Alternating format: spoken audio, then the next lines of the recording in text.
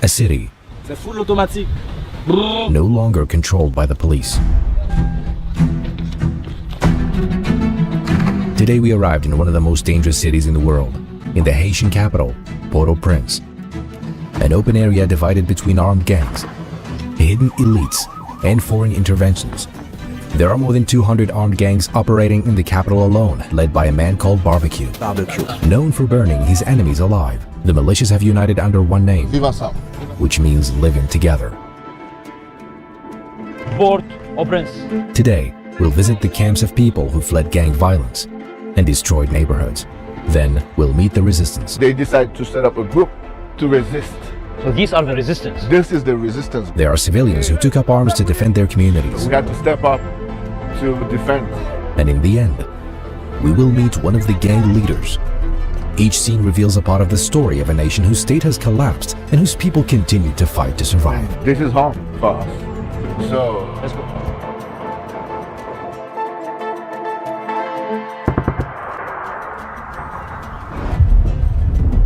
We're on this island today, one island shared by two countries. Half of it is paradise and the other half is hell.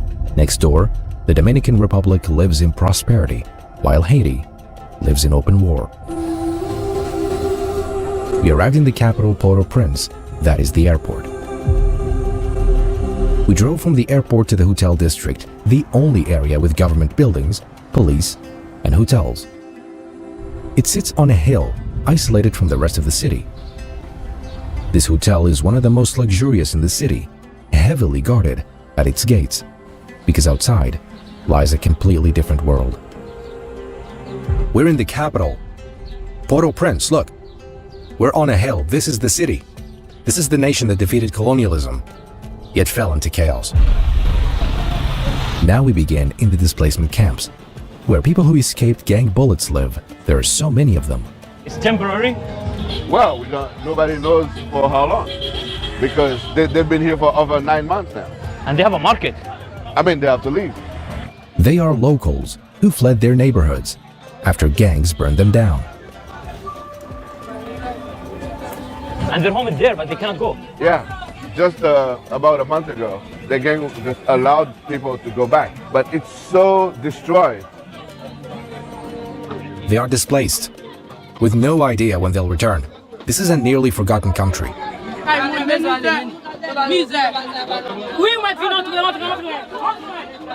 6 people living here. When it's raining, it's licked. Displaced people live like this, as in many other nations too. Who's responsible? No, they say the government. Yeah. There's about 500,000 people displaced. Right. 500,000. 500,000 all around the country.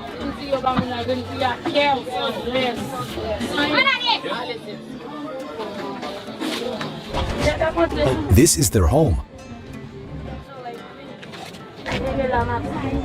A country once a symbol of freedom has become a symbol of fear.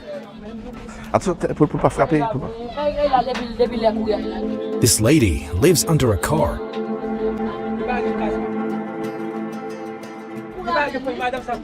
Yeah, she used to live in downtown Port-au-Prince when the gangs took over the whole neighborhood. Look at the open sewer. They're not living as a human being.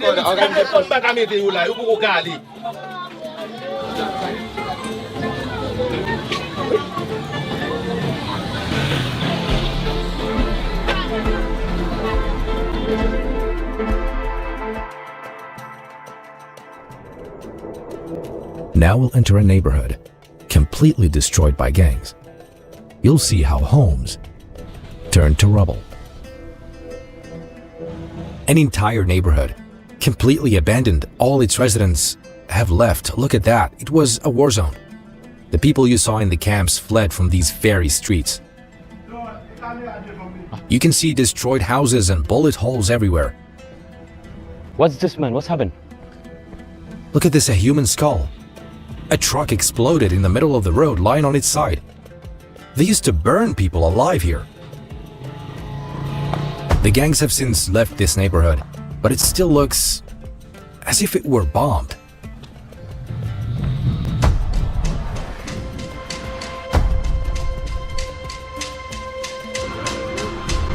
The gangs now fully control the port, and they are located there.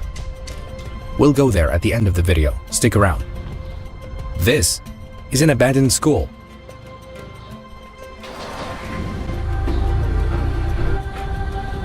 It's a war between gangs and the government. See this gate? Some neighborhoods are completely closed off to keep gangs out. There are also extremely high speed bumps to stop kidnappers if abductions occur.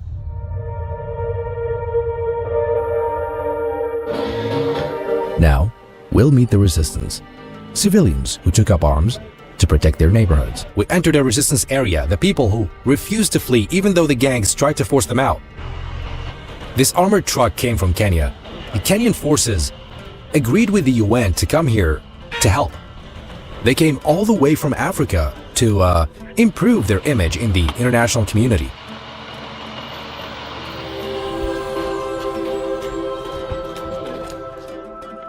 All those communities here are controlled by the gang. It's a city divided by gangs.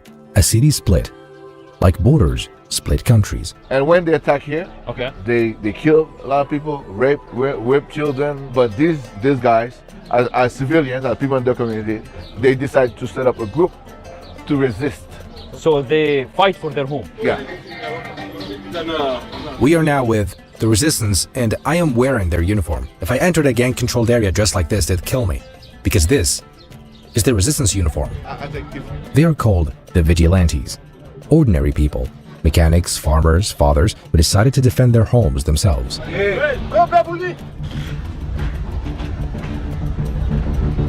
Resistant. I'm a resistant. Haiti. So every day you go to see the control area. Yeah, every day, every night, every day, every night. So the gang come here or no? No. Cannot. Never. Never. He says this is his area and no one can attack it.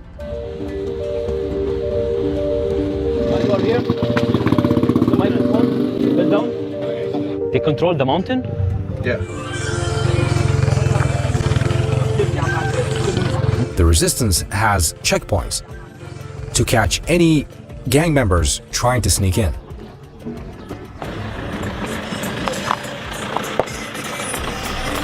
Now we'll go see one of their checkpoints.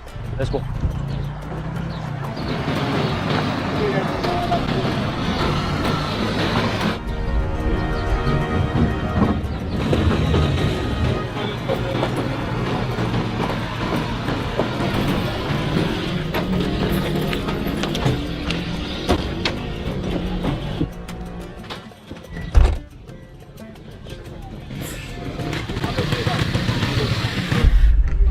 This resistance member asks for ID and searches people. They're civilians, but they control the area.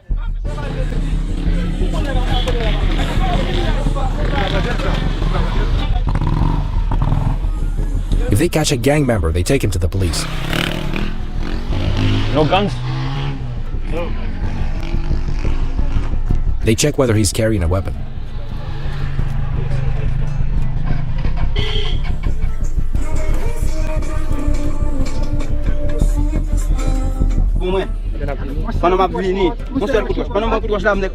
They just stopped a man. He had blood on his face. He said the gang beat him earlier while he was passing through.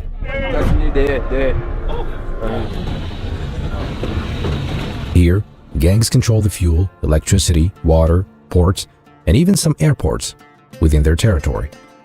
But how did Haiti reach this point? Let's go back in time.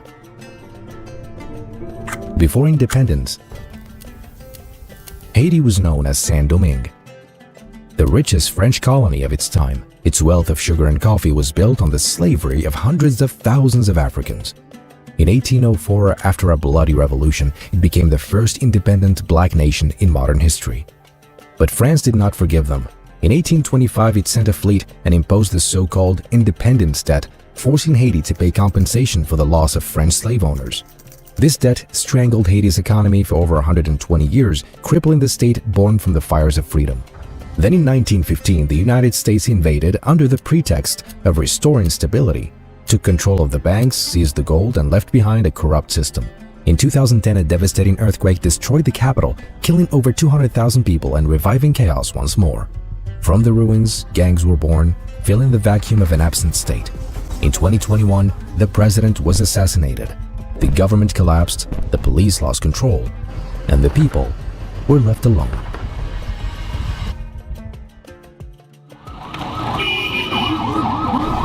Now, we'll meet the gangs. Reaching them was not easy. So we're gonna take a bus. It's because downtown Port-au-Prince was taken by the gangs. Now we're heading into gang territory. To go there, we can't use a private car. We must take the yellow bus, since any private vehicle that passes through is immediately shot at. Look how people are piled on top of each other. We must pass through all their neighborhoods, while disguised.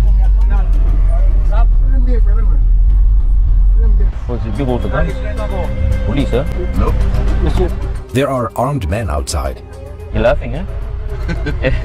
You happy? They've now united under one name, formerly known as G9, and are now called Viv Ansanm. led by a man named Jimmy, nicknamed Barbecue, a former police officer who took up arms against the system.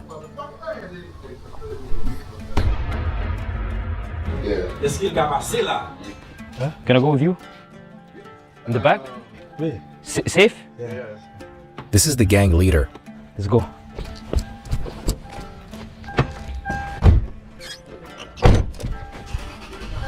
The car is fully tinted. This is one of the gang leaders. And these houses are empty? Yeah. Are they control 80% of the city? It's 95% of. He's the leader and the barbecue control? Barbecue is chief in his own territory. They are part of the coalition. Viv Ansanm. There are several leaders, all under the Viv Ansanm umbrella. We're heading somewhere to secretly film a quick interview with him. Why he doesn't hide his face anymore? Many of the gang members today are very young. They joined out of fear or need. They are stronger than the government, right? Oui, non plus fort, réseau can be fort. Parce que bon gouvernement pas réussi. Si ça veut dire toute solution pays a, son chita parler nous tout c'est un. Solution pas dans coup de balle. Ou gen zam, babi c'est là mon quoi m'acheter balle, c'est là mon quoi m'acheter zam pendant ou même. Ou fait des matchs pour international là, vinn tuer ou go stock balle pour vendre. Que solution absenti. What should be done? You have tens of thousands of young guys that already have guns. Now you want to have their guns and you're not proposing anything. You don't tell what is going to be their future. Imagine donc, parti dans zam moi. Ouais ça, lié la cabise fois. So I understand one day if there's a justice, I could, pay for what I did. But what about those young kids? So this like, how old is he? Like 14 or? Des gars environ 14-15 ans, si moi m'a fait défaut. But can you ask him about the corrupt police? They sell him this? Police veut corrompu parce qu'il grand. Sometime you heard that there is a police operation and this is just a pretext to drop the package. So the police sell them these guns? Yeah. So it seems there is no solution because it's all like a circle, like. So the box of this bullet cost $3,500 US. Quand nous faisons ce qu'il y a là, bon, un an, zéro bilan. Emergency. Pourquoi vous occupez même?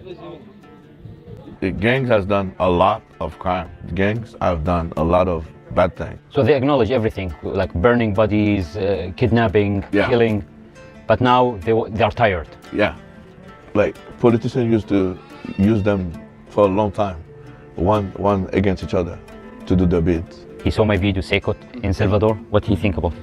Yeah, I mean, thing you can see is that in Salvador, you see, it's a government, it's a functioning government. So the government, what they did, he said is good to put the gangs in the prison? Yeah, he says that, at least they create a superior force and they arrest. He said what the President Najib Bukele did, this was good. Yeah. He's a gang, remember? Yeah, no, here, the government, they don't do that because they have interest in the gangs. The government, they want the gangs to exist. Yeah. Now people will look for me after. You understand?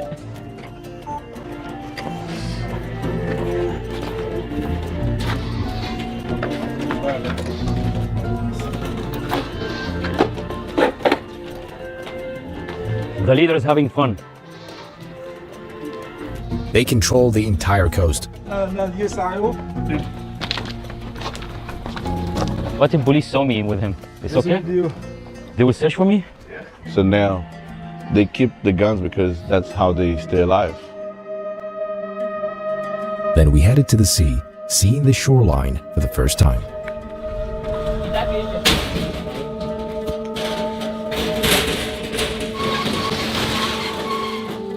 The seaside villa is under their control. It's theirs now. Freedom?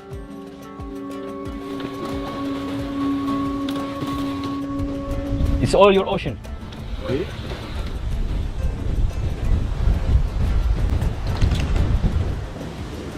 Je suis fier d'être monsieur haïtien.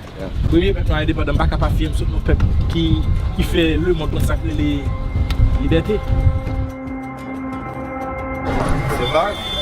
We made it out, thank God. This is Haiti, the land that freed itself from slavery early on and still fights today to remain free. My Haiti video cost me a lot. I paid so much for security and filming permits. That's why Epidemic Sound supported this project. Most of the music and sound effects in this video come from them. They have the biggest and most powerful sound library in the world, with over 40,000 music tracks and 90,000 sound effects. Plus, they offer amazing features like downloading every instrument separately, the stems. Like this one. A huge thanks to them and to all of you. The link is in the bio. Subscribe now. Thanks.